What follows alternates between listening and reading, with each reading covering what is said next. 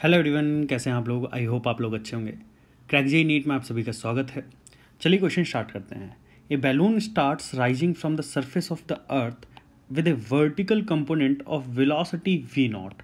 The balloon gathers a horizontal velocity vx is equal to lambda y, where lambda is a constant and y is the height from the surface of earth due to the horizontal wind. ठीक है, determine the equation of trajectory. तो यहाँ पे हमें equation of trajectory find out करनी है। Equation of trajectory होती क्या है, सबसे पहले तो इस चीज़ के बारे में बात बता देते हैं।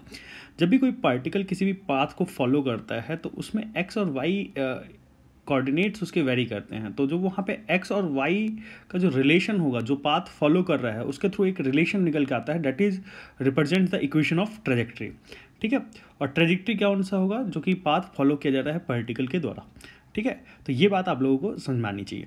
चलिए, बी पार्ट में बोला गया the tangential and normal and total acceleration of the balloon as a function of y. तो ये बी पार्ट तो हम लोग सॉल्व करेंगे। फर्स्ट पार्ट को सबसे पहले सॉल्व करते हैं।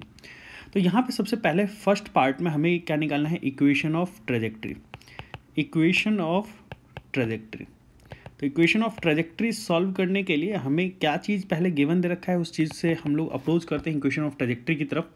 देखिए, सबसे पहले आपको गिवन दे रखा है कि the balloon start rising from the surface of the earth with A vertical component of velocity, मतलब कि वी वाई, मतलब कि अगर ये यहाँ पे अगर मैं बात करूँ तो ये बैलून जो उड़ रहा है, इस बैलून के पास एक वर्टिकल कंपोनेंट है वी वाई, और ये वी वाई की वैल्यू जो है वो वी नॉट दे रखी है। This is v y is equal to v naught. और दूसरा component the balloon gathers horizontal velocity v x, तो ये हो जाएगा v x that is equal to हो जाएगा लैम्डा वाई।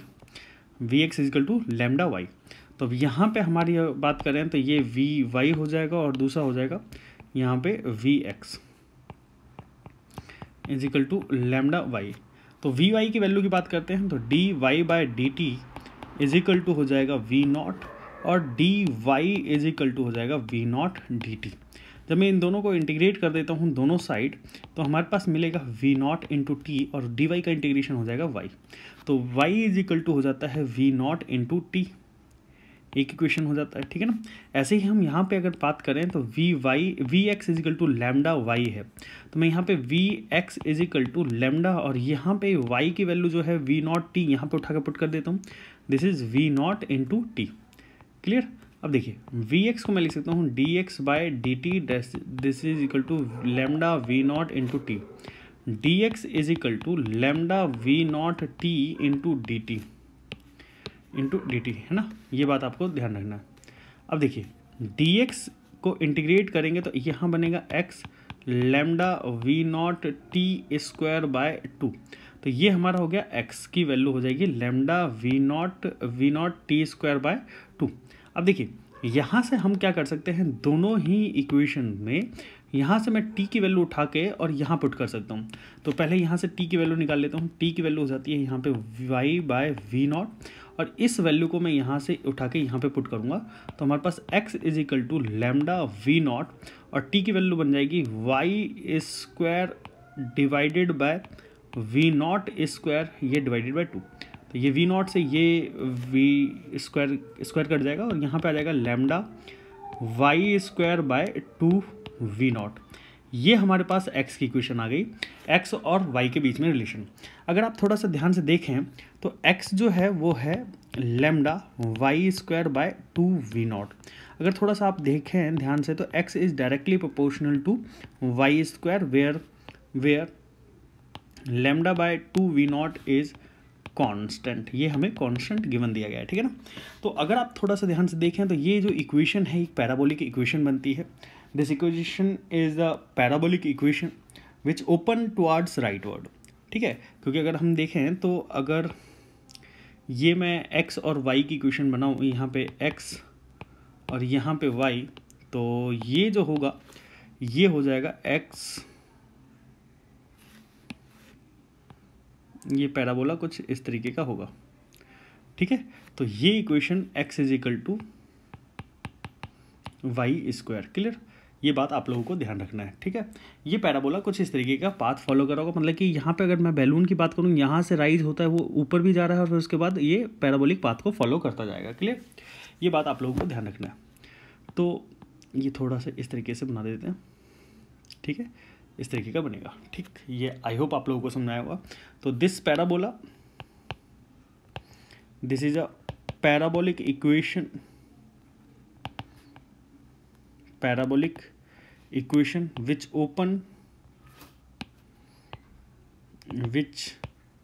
open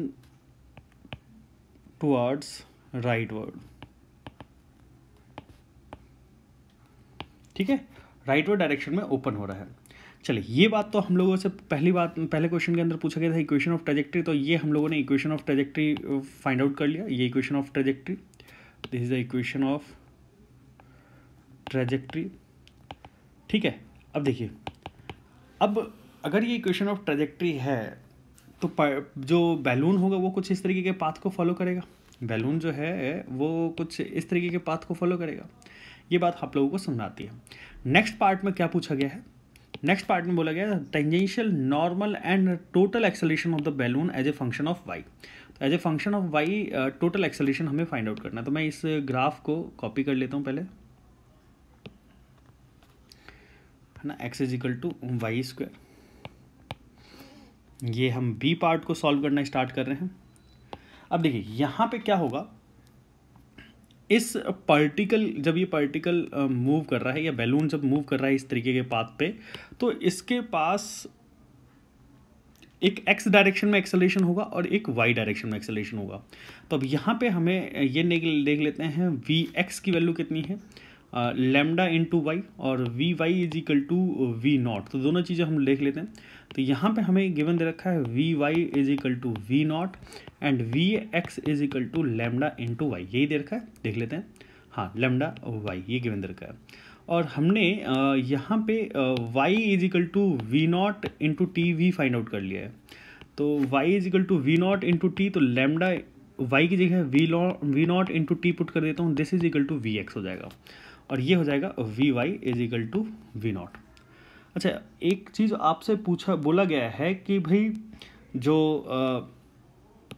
एक्सेलरेशन हमें फाइंड आउट करना है वो वाई की टर्म में फाइंड आउट करना है। चलिए कोई नहीं, हम इसको यहाँ से इसको क्या करते हैं, डिफ्रेंशिएट कर देते हैं, d v y by d t. तो यहाँ वी नॉट जो है एक कांस्टेंट टर्म है। जब वी नॉट अगर कांस्टेंट है तो इसका एक्सेलरेशन ये जीरो हो जाएगा, और ये हमें क्या रिप्रेजेंट कर रहा है, एक्सेलरेशन अलोंग वाई एक्सिस।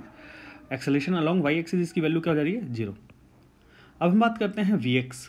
तो अगर मैं इसको डिफ्रेंशिएट कर दूँ, v x by d t, this is equal to acceleration along x axis, that is equal to lambda v naught, lambda v naught. तो ये हमारा एक्सेलरेशन अलोंग एक्स एक्सिस आ जाएगा, ये हमारा एक्सेलरेशन अलोंग एक्स एक्सिस आ जाएगा। Clear, ये आप लोगों को पता होना चाहिए। अब बात आती है कि नेट एक्सेलरेशन कितना होगा। तो नेट एक्सेलरेशन की बात करूं तो ये हो जाएगा a vector that is equal to a x i cap plus a y j cap. तो a vector is equal to lambda v naught i cap हो जाएगा, और ए वाई की वैल्यू हो जाएगी जीरो। ये हमारा नेट एक्सेलरेशन हो गया। क्लियर, ये बात समझ आती है। चलिए, अब इतनी बात तो आपको समझ आती है।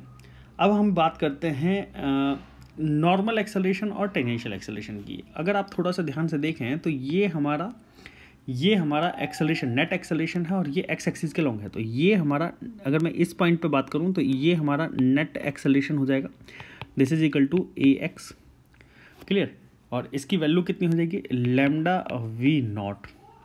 अब देखिए यहाँ पे अगर आप थोड़ा सा ध्यान से देखें तो एक कंपोनेंट होगा इस एक्सिस के लॉन्ग, यहाँ पे इस डायरेक्शन में होगा, एक कंपोनेंट होगा इस डायरेक्शन में। तो जो ये वाला एक्सेलरेशन है ये नॉर्मल एक्सेलरेशन हो जाएगा, और ये हो जाएगा टेंजेंशियल एक्सेलरेशन। तो नॉर्मल एक्सेलरेशन या रेडियल एक्सेलरेशन मैं कह सकता हूँ इसको, ठीक है। ये क्या कहलाएंगे, इसको रेडियल एक्सेलरेशन। तो अब रेडियल एक्सेलरेशन की बात करते हैं। अब देखिए एक और चीज़ समझते हैं, ये वाला जो एंगल होगा यहाँ पे, ये जो एंगल होगा, अगर मैं इसको थीटा बोल देता हूँ, ये अगर हम बात करते हैं थीटा, तो ए टेंजेंशियल जो हो जाएगा वो हो जाएगा ए कॉस थीटा, और ए एन हो जाएगा a sine theta, A sine theta.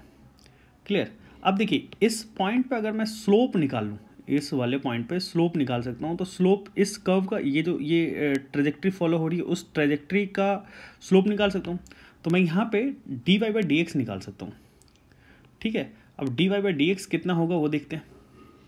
देखिए यहाँ पे अगर आप थोड़ा सा ध्यान से देखें तो dx बाई डी टी जो आ रहा है वो लेमडा वी नॉट टी, और d y by d t हो वो वी नॉट है। तो मैं इन दोनों इक्वेशन को यूज करता हूँ फ्रॉम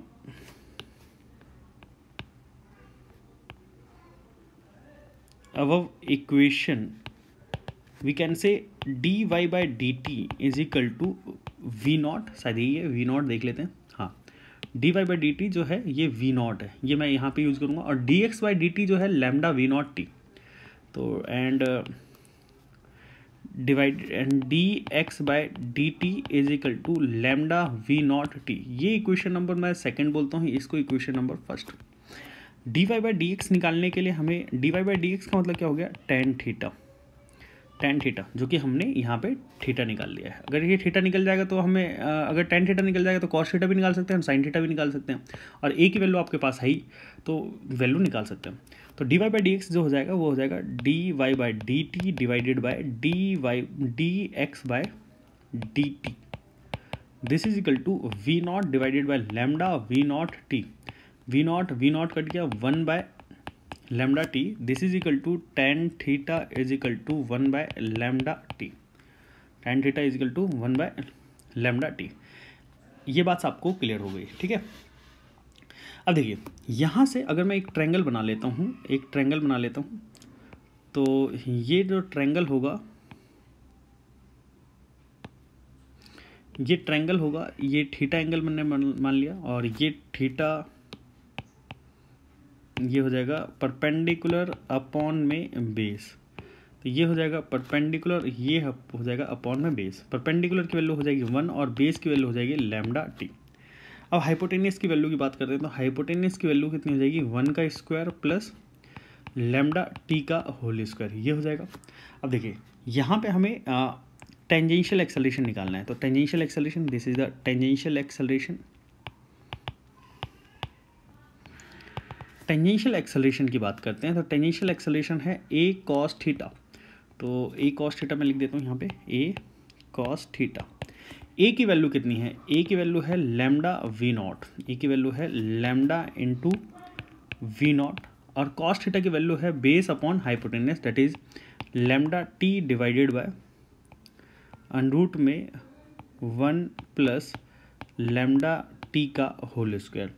तो यहाँ पे अगर आप थोड़ा सा ध्यान से देखें तो हमें यहाँ पे जो टेंजेंशियल एक्सेलरेशन आ रहा है वो टाइम के अकॉर्डिंग वेरी कर रहा है। बट आप लोगों से क्वेश्चन जो पूछा गया है वो क्वेश्चन देखिए, यहाँ पे क्वेश्चन पूछा गया है कि tangential acceleration, normal acceleration and total acceleration of the balloon as a function of y के फंक्शन में निकालना है। तो वाई के लिए हमें क्या करना पड़ेगा, टी की वैल्यू वाई की फॉर्मेट में पुट करनी पड़ेगी। तो यहाँ देखिए टी की वैल्यू हो जाएगी वाई बाय वी नॉट, तो टी की वैल्यू हो जाएगी यहाँ पे y by v naught, put कर देते हैं, this is equal to lambda v naught, lambda यहाँ पे y divided by v naught, और 1 plus lambda y by v naught का होल स्क्वायर, ये हो जाएगा। तो इसको हम लोग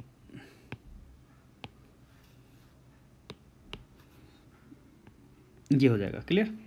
जब हम इसको फर्दर सॉल्व करेंगे तो ये वी नॉट से ये वी नॉट कट जाएगा, और यहाँ आ जाएगा lambda square y divided by √ में 1 plus lambda square y square divided by v naught square. तो ये हो जाएगा हमारा टेंजेंशियल एक्सेलरेशन, वाई के फॉर्मेट में हम लोगों ने निकाल दिया। और ऐसे ही हम लोग फर्दर अगर इसको सॉल्व करना चाहें तो हम लोग सॉल्व कर सकते हैं नॉर्मल एक्सेलरेशन के लिए। तो नॉर्मल एक्सेलरेशन कैसे निकालेंगे, नॉर्मल एक्सेलरेशन या रेडियल एक्सेलरेशन कह सकते हैं इसको। तो ये हो जाएगा a n that is equal to a sine theta, और a की वैल्यू है लैम्डा वी नॉट, और यहाँ पे अगर आप साइन थीटा की वैल्यू की बात करते हैं तो साइन थीटा होता है परपेंडिकुलर अपॉन हाइपोटेनियस। तो परपेंडिकुलर ये हो जाएगा, और हाइपोटेनियस की वैल्यू √ में 1 प्लस लैम्डा टी का whole square, lambda v naught divided by √ में 1 प्लस लैम्डा और टी की वैल्यू की बात करते हैं तो y divided by v naught का होल स्क्वायर, ये हो जाएगा।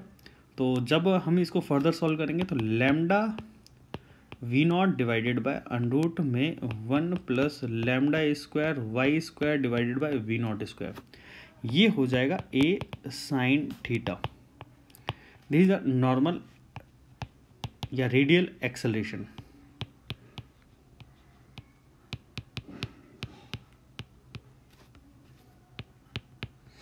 चलिए, आई होप आप लोगों को ये क्वेश्चन समझ में आया होगा।